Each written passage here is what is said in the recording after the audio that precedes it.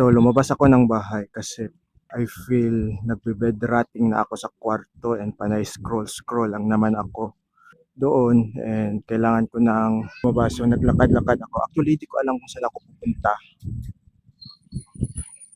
Let's see. By the way, kahapon is end of February. So, trade recap tayo. Ito yung nag-gain ko this month.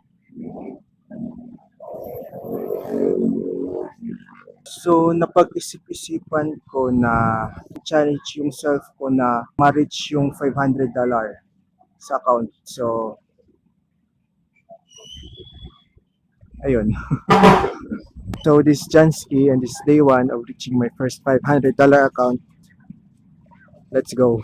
Ang awkward.